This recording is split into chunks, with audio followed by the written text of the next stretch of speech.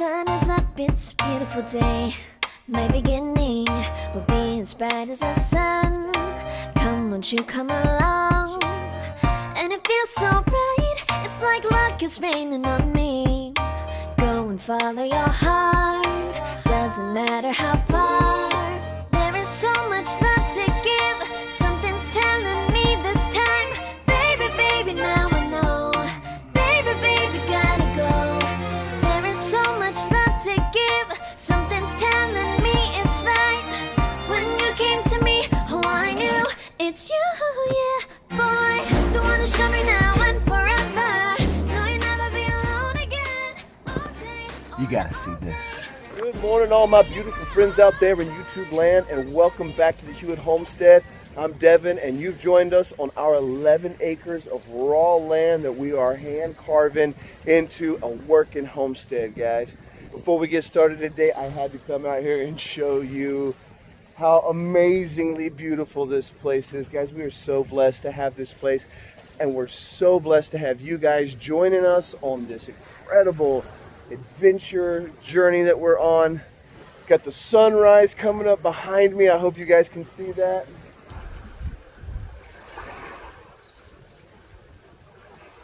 And just like that, the sun has risen. It is a brand new day here on the homestead, and it is amazing. You guys, spring has sprung. The flowers are in full bloom.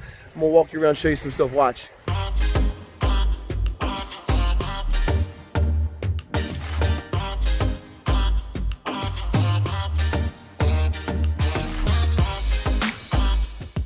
And if you're just joining us, which a lot of you are, because we've had a lot of subscribers, new subscribers here in the last couple of days and weeks.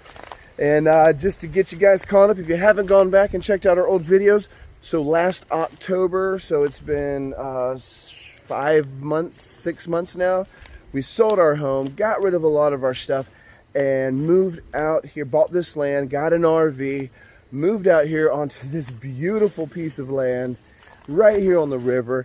And we want to create a organic permaculture homestead / farmstead. We're going to have animals, we're going to have chickens, we're going to have sheep. But before we get too deep into animals, we definitely want to get our house built. So we are hand clearing a spot to put our house. We've gotten our wetland survey done. Part of the area that we want to build in is wetlands, so we got to look into doing some mitigation. If we can't do mitigation, we're going to have to move the house. So we're working on all those things right now behind the scenes, and while we're doing that, like I said, spring is sprung and March is here, and it is time for us to get some seeds in the ground if we want to have a garden this year. As you guys have seen in the last couple of videos, I am putting in huglekultur beds because the one area that I have that I can garden in is super low.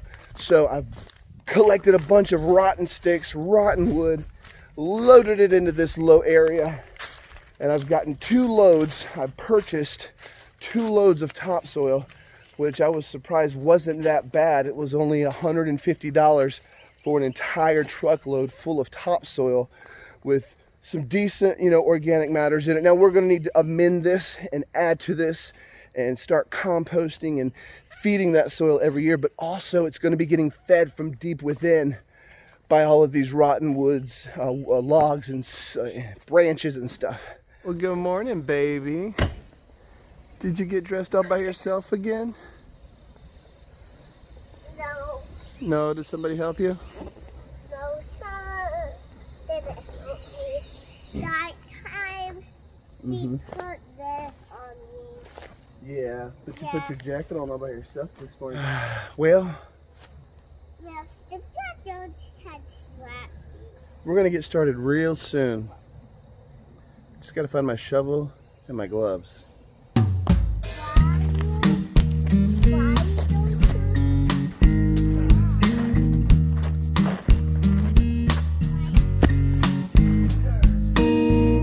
Dirt is getting everywhere.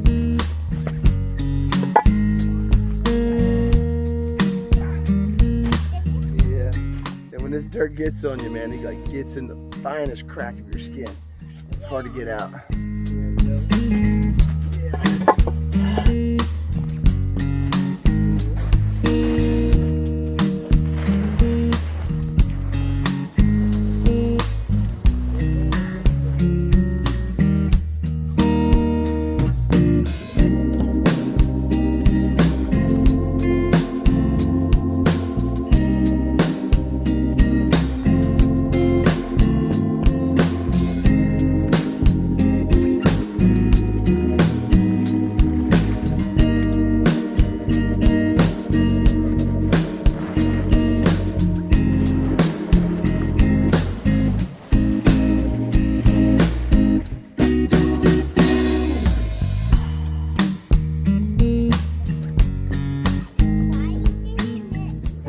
so it begins, my long day of shoveling.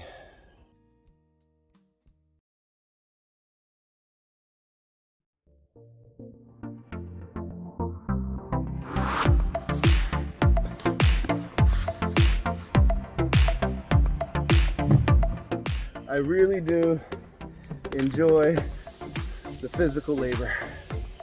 Not only is it good exercise, but it makes what we are creating here even that much more meaningful.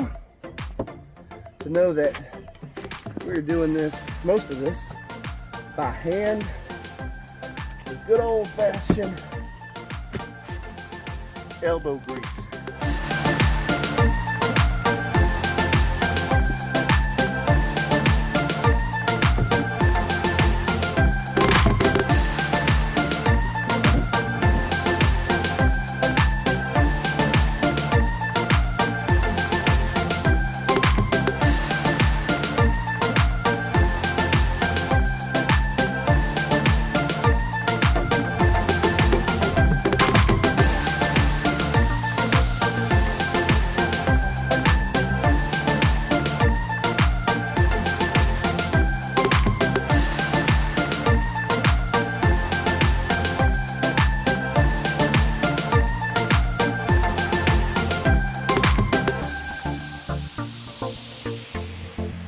This dirt is wet and heavy, and we are not even close. We have a long way to go.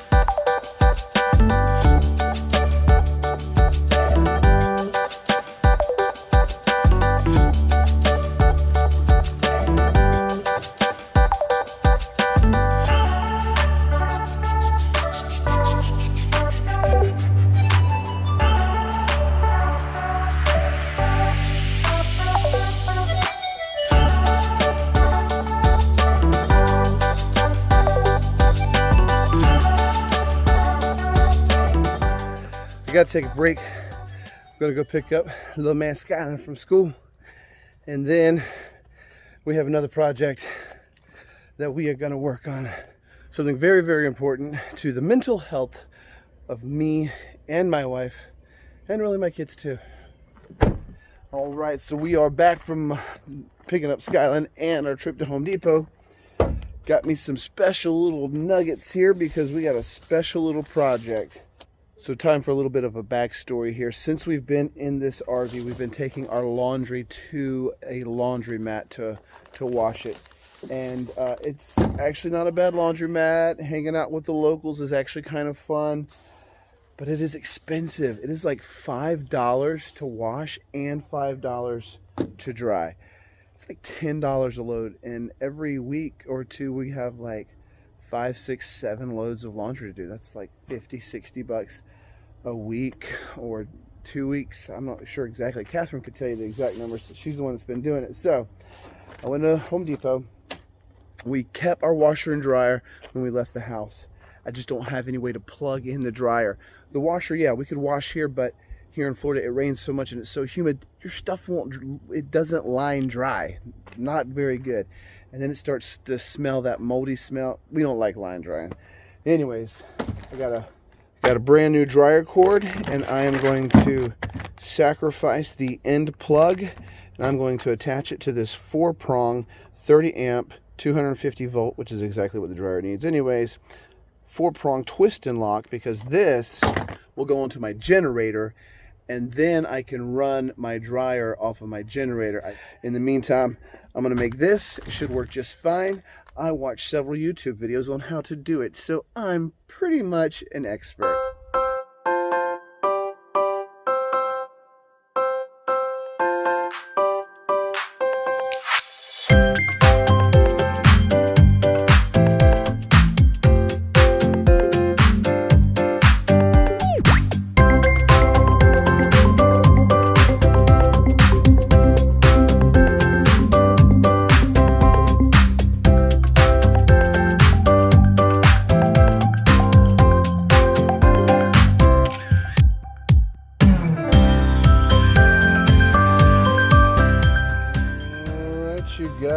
got it. We got her done. Now, I was a big dummy, and I cut these little these little circular attachments off of this end, put the plug on here, and then I was like, oh, wait a minute, I should have cut the plug off and put it on there anyways. So I had to reattach some of these things.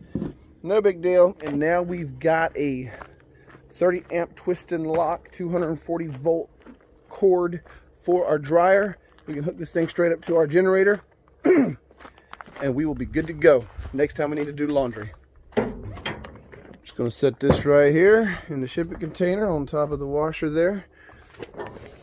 Now Mama Catherine already did the laundry today, but today was just like that straw that broke the camel's back.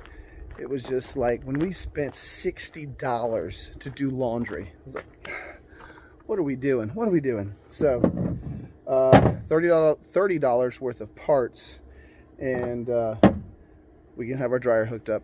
We can do our own laundry now. Well, now it's like 1 or 2 o'clock in the afternoon. All of my errands I had to run earlier kind of kept me away from this garden longer than I wanted to. But we're about to get back on it with a vengeance.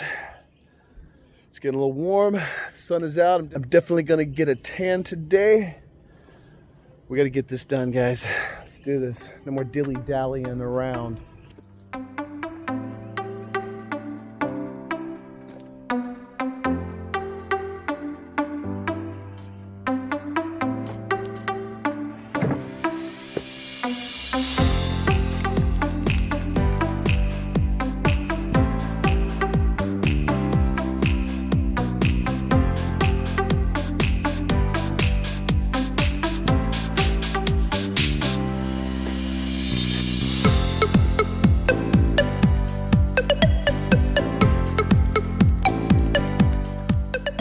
Now this area right here, I'm going down that side of my row. So I got this big row, this row is going to be up nice and high and pronounced. This area is going to still be a little bit lower. So it should stay a little bit more moister, but hopefully not too wet. It will still be a good growing area. And in this general area over here, I'm going to plant some viney things like some butternut squash. And maybe other things that want to, sweet potatoes, things like that, that want to send runners out across the ground. And let this area be more like messy, chaotic, viney stuff, and keep my rows organized. So, well, that's what I'm thinking in my head. But oftentimes, what I think in my head and what ends up happening are two totally different things.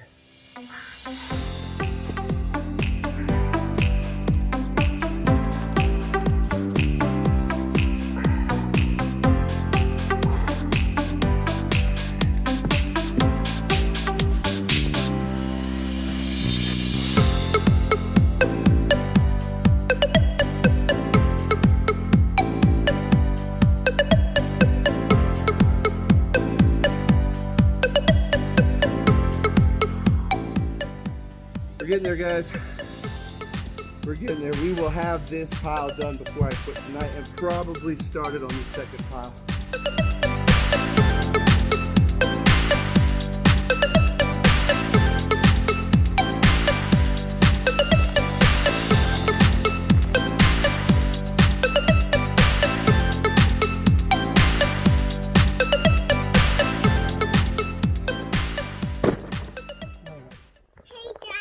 Is that?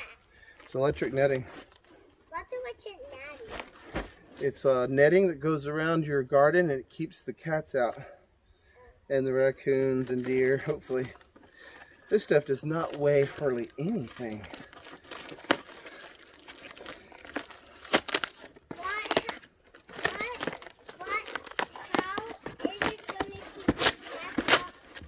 Because it's electrified, and if you touch it, it shocks you.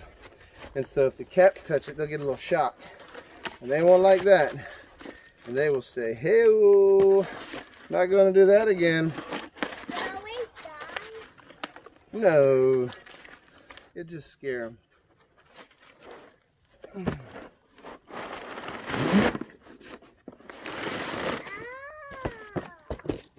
Cool. start right here.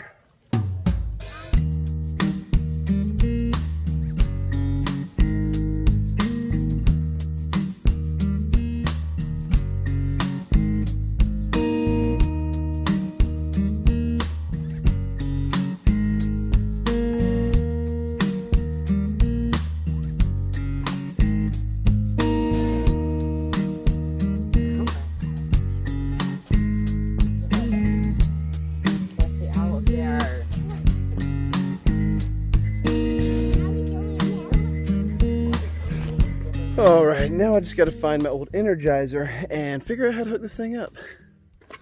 Well, I found my old Energizer for my old electric fence, and it was sitting in water. So I've been drying it out here.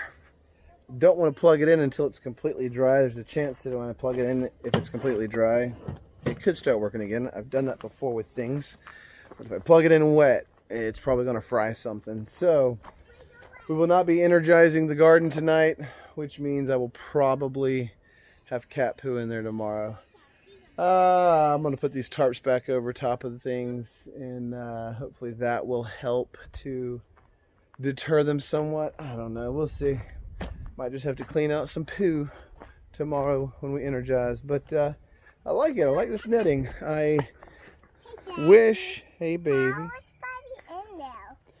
Because he's big enough to jump over the net. It looks good. It is, I thought I had ordered the chicken netting, which is probably about half of those. It's got an extra down strand because these cats can go right through here so easy. But once we get it energized, they're going to learn, and they won't do it after that. So, and also we want to make sure we keep the deer and the raccoon out. That's the other main reason we're doing this. All right, guys, we're going to wrap it up. I'm exhausted and got to get things picked up and cleaned up. Well, guys, make sure you're subscribed and hitting that bell so that you can get notified when we put out new videos, because this is quite the experiment.